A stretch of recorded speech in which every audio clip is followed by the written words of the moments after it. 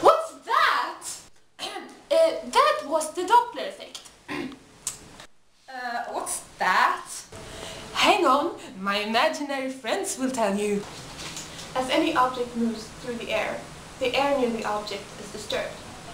These disturbances are transmitted through the air at a distinct speed called the speed of sound, which varies only depending on the state of the medium. In other words, the speed of sound is constant in the medium. It has been measured to approximately 331 meters per second in air. Sound is a sensation created in the human brain in response to small pressure fluctuations in the air.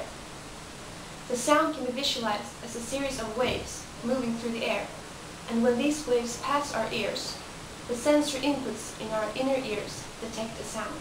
This is how a sound wave could be imagined. As can be seen, there is a pattern which repeats itself. The length between a given point on the wave and the point at the same place in the repeated cycle is called the wavelength. The time it takes for the wave to travel one wavelength is called a period.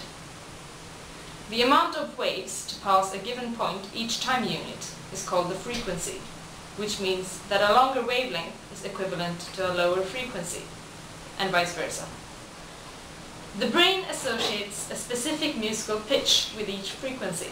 That is, a low frequency indicates a low pitch and the other way around. On the screen, a stationary sound source is sending out sound waves with a constant frequency, which means that a receiver can stand anywhere around it and still register the same pitch. The actual wavelength is equivalent to the perceived wavelength. However, with a moving sound source, the perceived frequency will differ from the emitted frequency of the source. This is what is called the Doppler effect. What happens is this.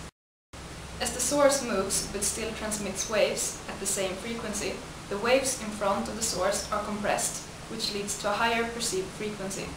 The human ear will register this as a higher pitch than the actual sound sent out. In the same way, the perceived frequency of a source moving away from the recipient will be lower than the actual frequency, since the sound waves are further apart than the originally emitted waves. This will, in the human ear, be registered as a lower pitch. In real life, this can be experienced, for example, when an ambulance or a car passes by. The receiver will notice that the pitch of the sound decreases as the car is passing. This is due to the fact that the person to begin with is in front of the sound source and therefore experiences a higher frequency. As it passes by, the recipient will end up behind the source as it moves away and will therefore gradually experience a continuously lower pitch. When the receiver is moving and the sound source is static, the perceived sound frequency increases as the receiver moves towards the source and decreases as the receiver moves away from the source. Note that only the perceived wavelength changes, not the actual wavelength sent out from the sound source. An example of this will be when traveling by train. The sounds of bells by a railway crossing will be perceived as higher when moving towards it, whilst the pitch will be lower once it has been passed. If the receiver will be stationary, however, the registered wavelength will be constant and the registered pitch the same.